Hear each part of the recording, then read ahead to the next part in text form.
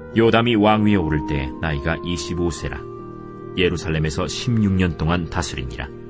그의 어머니의 이름은 여루사요 사독의 딸이더라.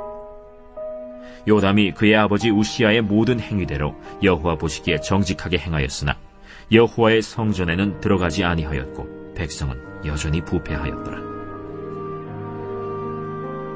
그가 여호와의 전 윗문을 건축하고 또 오벨 성벽을 많이 증축하고 유다 산중의 성읍들을 건축하며 숲을 가운데에 견고한 진영들과 망대를 건축하고 암몬 자손의 왕과 더불어 싸워 그들을 이겼더니 그 해에 암몬 자손이 은 100달란트와 밀 10,000고르와 보리 10,000고르를 바쳤고 제2년과 제3년에도 암몬 자손이 그와 같이 바쳤더라. 요담이 그의 하나님 여호와 앞에서 바른 길을 걸었으므로 점점 강하여졌더라. 요담의 남은 사적과 그의 모든 전쟁과 행위는 이스라엘과 유다 열왕기에 기록되니라. 요담이 왕위에 오를 때 나이가 25세요 예루살렘에서 다스린 지 16년이라. 그가 그의 조상들과 함께 누움에 다윗 성에 장사되고 그의 아들 아하스가 대신하여 왕이 되니라. 여러분 반갑습니다. 오늘도 큐티로 여는 기막힌 하루입니다. 본 말씀 역대하 27장 1절부터 9절의 말씀입니다. 자, 오늘 말씀은 우시아의 아들 요담에 대한 기록입니다. 이 요담을 통해서 하나님께서 우리에게 깨닫게 하시는 말씀을 오늘도 우리가 함께 듣기를 원합니다. 자, 먼저 오늘 1절의 말씀에 그에 대한 간략한 소개가 나옵니다. 그리고 오늘 이어지는 2절의 말씀에 우리는 주목을 해야 합니다. 먼저 2절의 전반부를 보면요, 요담이 그의 아버지 우시아의 모든 행위대로 여호와 보시기에 정직하게 행했다라고 합니다.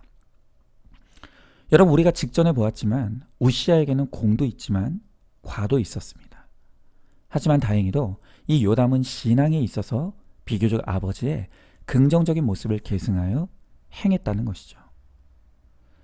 자, 그런데 후반부를 보면 이 전반부의 긍정적인 기록과는 전혀 상반되는 내용이 전개됩니다. 요담이 여호와의 성전에는 들어가지 아니하였고 백성은 여전히 부패하였다는 것이죠.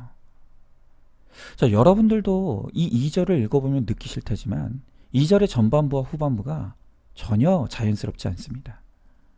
틀림없이 요담이 여호와 보시기에 정직하게 행했다는 것은 아주 긍정적인 평가입니다. 그러나 여호와의 성전에 들어가지 않았다는 것은 부정적인 평가죠. 여러분, 우리는 이 2절의 이 모순적인 내용을 어떻게 이해해야 될까요? 왜 요담은 하나님을 믿고 하나님 앞에 정직하게 행하면서도 여호와의 성전에는 들어가지 않았던 것입니까? 우리가 이것을 이해하기 위해서는 아버지 우시아가 당했던 일을 기억해야 합니다. 자, 어제 말씀에서 우시아는 이 교만하여 제사장만이 할 수 있는 성전의 분향을 하다가 하나님의 진노를 입고 나병에 걸려 한평생 성전에서 쫓겨나고 말았습니다. 아마 바로 이때 이 사건이 아들인 요담에게 큰 충격과 두려움이 되었던 것 같습니다. 그래서 그때 이후로 요담은 하나님을 믿기는 하지만 성전에는 들어가지 않는 이 모순적인 신앙생활을 하게 되었던 것입니다. 자, 그런데 바로 이러한 요담의 신앙 형태를 오늘 우리 시대에 잘 표현한 단어가 하나 있습니다. 그것이 바로 가나안 성도입니다. 많이 들어보셨죠? 가나안 성도를 거꾸로 읽으면 안나가입니다. 그러니까 가나안 성도란 바로 이 요담처럼 하나님을 믿기는 하는데 교회는 안 나가는 그런 성도들을 일컬어 가나안 성도라고 합니다. 여러분, 왜 요담으로 상징되는 이 가나안 성도들이 하나님을 믿기는 하지만 교회는 안 나가는 이런 모순적인 신앙생활을 합니까? 오늘 이들이 왜 교회를 떠나게 되었는가에 대한 그 이야기를 들여다보면 아주 다양한 사연들이 있습니다. 그러나 결국 가장 큰 원인은 교회로부터 받은 상처가 그 근본적인 원인인 것이죠. 어떤 분은 목회자로부터 실망하여 상처받고 떠났고, 또 어떤 분들은 교인끼리 오가는 말과 행동 가운데 상처를 받아 떠납니다. 또 목회자와 성도들 간의 분쟁을 보면서 상처받아 교회를 떠났다는 분들도 많습니다. 이렇게 교회로부터 상처를 받은 사람들이 하나님은 믿고 사랑하지만 교회는 싫다며 떠나 홀로 신앙생활하는 가난한 성도가 되는 것입니다. 여러분, 우리는 먼저 이 가난한 성도들이 받은 상처와 아픔에 공감하고 깊이 채우려야 합니다. 분명 교회 안에는 이런 일들이 비일비재하게 일어납니다. 그래서 우리 성도들 가운데서도 한 번쯤은 교회를 떠나고 싶다는 생각을 안 해본 사람은 아마 거의 없을 것입니다. 그러나 그렇다고 교회를 영영 떠나는 이 선택은 결코 옳은 선택이 될 수가 없습니다. 왜 그렇습니까? 자, 일단 이 가난한 성도들을 보면 교회에 대한 아주 심각한 오해와 편견이 있다는 것을 우리는 발견하게 됩니다. 그 오해와 편견이 무엇이죠? 그것은 교회는 완전해야 되고 또 아름다워야 한다는 생각입니다. 여러분, 만약 교회가 지상에는 없는 완전한 곳이고 또 아름다운 곳이라고 생각한다면 그건 매우 큰 착각입니다. 교회는요, 완전한 곳이 아닙니다. 또 아름다운 곳도 아닙니다. 자, 이 성경 안에는 교회에 대한 여러 가지 비유가 있죠. 그런데 그 중에서 제가 가장 좋아하는 비유가 있는데요. 그것은 바로 교회를 병원에 비유하는 것입니다. 자, 누가복음 5장 31절부터 32절의 말씀에 보면 예수님은 교회를 이렇게 말씀하십니다. 제가 읽어보겠습니다. 예수님께서 대답하여 가라사대 건강한 자에게는 의원이 쓸데없고 병든 자에게라야 쓸데있나니 내가 의인을 부르러 온 것이 아니요 죄인을 불러 회개시키러 왔노라. 예수님은 당신이 오신 목적이 건강한 자가 아닌 병든 자를 위해 오셨다고 말씀하십니다. 그리고 스스로를 병을 고치는 의사라고 표현하십니다. 여러분, 교회가 예수님의 몸이라고 했는데 그렇다면 바로 이것은 교회의 존재 이유와 목적이기도 한 것입니다. 그렇죠. 교회는요, 병원입니다. 아픈 사람, 문제 있는 사람이 오는 것입니다. 자, 그런데 저는 교회가 병원이긴 병원인데 여러 종류의 병원 중에서도 저는 교회는 야전병원이라고 생각합니다. 여러분, 병원에도 여러 종류의 병원이 있지 않습니까? 물론 나름대로 다 어려움이 있겠지만 그래도 피부과나 성형외과 같은 곳은 좀 고상한 환자들도 많이 가는 곳입니다. 여러분, 그러나 교회는요, 적당히 아프고 고상한 환자들이 오는 그런 병원이 아니라 전쟁터에서 찢기고 터지고 또 사경을 헤매는 피를 철철 흘리는 그런 사람들이 모이는 곳이 야전병원입니다. 그래서 저기가 피투성이고 고통과 아픔으로 내지르는 비명으로 가득한 곳이 그곳이 야전병원이라는 것입니다. 그런데 여러분, 교회가 딱 그런 곳입니다. 교회는 부패하고 썩은 죄인들, 아프고 힘든 사람들이 모여서 서로 아프다고 비명을 지르는 곳입니다. 그런 가운데서 자신의 환부를 드러내어 말씀으로 회개와 회복을 이루고 또 거룩함의 온전함으로 회복을 이루는 것입니다.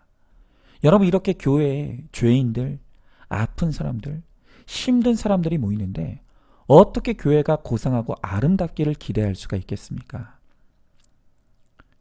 죄인들이 모이고 아프고 힘든 사람들이 모였으니 그 안에서 다툼과 갈등이 일어나는 것은 당연합니다. 그러나 그럼에도 불구하고 이 교회가 지상의 그 어떤 곳보다도 특별한 이유는 교회에는 가장 유능하고 완벽한 의사 되시는 하나님이 계시기 때문입니다. 교회가 병원이라면 하나님은 최고의 명의이십니다. 그리고 우리의 구약과 신약은 그 어떤 병들고 아픈 사람이라도 고치고 치유할 수 있는 최고의 명약입니다. 교회의 공동체로 모여 우리는 각자의 환부를 드러내야 합니다. 그리고 그 과정에서 아프면 아프다고 비명도 지르고 소리도 질러야 합니다. 또 때로는 그 과정에서 원치 않게 서로에게 상처를 줄 때도 있습니다. 그러나 결국 다 함께 말씀 앞에서 각자의 죄를 보고 회개함으로 거룩하고 온전한 사람으로 건강을 되찾아 가는 것입니다. 교회란 바로 그런 곳입니다. 그러므로 우리는 아프고 힘들지만 교회를 떠나면 안 됩니다. 교회 안에 치유가 있고 교회 안에 회복이 있습니다. 그리고 교회 안에 거룩과 구원이 있습니다. 그것을 알고 말씀과 공동체 안에 붙어감으로 결국에는 승리하는 우리 모두가 되기를 소망합니다. 자, 질문해 봅니다. 교회가 어떤 곳이라고 생각합니까? 교회의 어떤 모습에 실망하고 상처받았습니까? 내가 상처받은 만큼 나로 인해 누군가는 또한 상처받고 있다는 사실을 알고 있습니까? 아프고 힘들어도 공동체 안에서 말씀으로 내 아픈 것과 병든 것을 드러내어 치유를 받으시기 바랍니다. 말씀과 공동체에 붙어만 가는 믿음의 적용을 잘 이루시길 바랍니다. 자, 다음으로 오늘 3절부터 6절의 말씀을 보면 이렇게 요담이 비록 가나안 성도의 신앙생활을 했지만 그가 여호와 앞에 바른 길을 걸었으므로 점점 강성하여졌다고 합니다. 자, 여러분, 이것만 놓고 보면 아니 가나안 성도도 괜찮은 건 아니냐 라고 말하고 생각할 수 있습니다. 그러나 여러분, 그것은 얼마나 편협하고 이기적인 생각인지를 반드시 알아야 합니다. 요담이 성전을 떠났을 때는 이미 그가 성인이 다 되었을 때입니다. 그러니까 믿음의 가치관이 형성되어 있었다는 것입니다. 그래서 비록 그가 교회는 떠났지만 자신의 신앙은 지킬 수가 있었습니다. 자, 그런데 진짜 문제는 따로 있었습니다. 그가 성전을 떠남으로 인해서 그로 인해 다른 많은 사람들이 하나님을 떠나는 일이 일어났다는 것입니다. 자, 먼저 아까 2절에 보았던 것처럼 요담이 성전을 떠나자 백성들도 성전을 떠나 더 사악해졌다고 성경은 기록하고 있습니다. 그리고 더 큰 문제는 바로 이 요담으로 인해서 그의 아들 아하스가 하나님을 완전히 떠나 엄청난 우상 숭배의 길을 가게 되는 것입니다. 여러분, 이건 정말 실제적인 문제입니다. 저는 이 가나안 성도들 가운데 비록 자신은 교회에 나가지 않지만 자녀들은 신앙생활하도록 교회에 보낸다는 분들이 많은 것을 보았습니다. 자, 그런데 그런 자녀들의 대부분은 교회에 뿌리를 내리지 못하고 결국 교회를 떠납니다. 여러분, 생각해 보십시오. 부모도 교회가 싫어서 떠났는데 하물며 더 신앙의 뿌리가 약한 자녀들이 교회에 정착하기를 바라는 것이 그 말이 안 되는 것 아니겠습니까? 늘 강조하지만 자녀의 구원에 있어서 부모의 역할은 그 절대적인 것입니다. 부모가 먼저 하나님의 몸된 교회를 사랑하고 교회 안에서 힘든 지체들을 끌어안고 섬기는 사명 감당의 모습을 보여주고 말씀의 적용과 순종을 이루는 모습을 보여줄 때 자녀들이 부모의 믿음을 배우고 계승하게 되는 것입니다. 나의 신앙은 곧 나의 사명입니다. 하나님께서 내게 먼저 말씀이 들리게 하시고 먼저 믿게 하신 것은 내 가정과 지체들의 구원을 책임지라고 주신 사명입니다. 그것을 알고 내가 먼저 공동체 안에서 날마다 거룩함으로 성장하여서 나뿐만 아니라 다른 사람들의 구원까지도 책임지는 실력 있는 그리스도인이 될 수 있기를 간절히 소망하시기 바랍니다. 자, 질문해 봅니다. 나 한 사람 구원받은 것으로 만족하면서 가족과 지체의 구원에는 애통함 없이 나 몰라라 하고 있지는 않습니까? 먼저 믿은 것이 곧 사명이라는 것을 깨닫고 있습니까? 내가 공동체로 인도해야 될 가족과 지체들이 누구입니까? 그들을 공동체로 이끌 수 있도록 기도하시기 바랍니다. 자, 이제 마지막으로 7절부터 9절의 말씀에 그의 행적과 죽음에 대한 기록으로 맞춰지고 있습니다.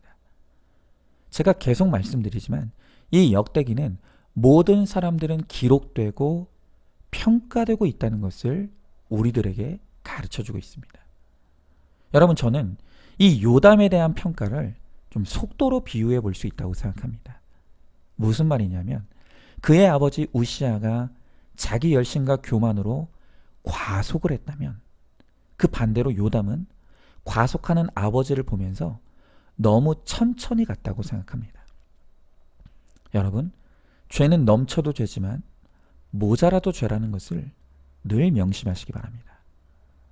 아버지가 성전에서 분향하다 나병에 걸렸다고 요담 자신은 아예 성전을 떠나버리는 것은 너무 어리석은 적용이었습니다.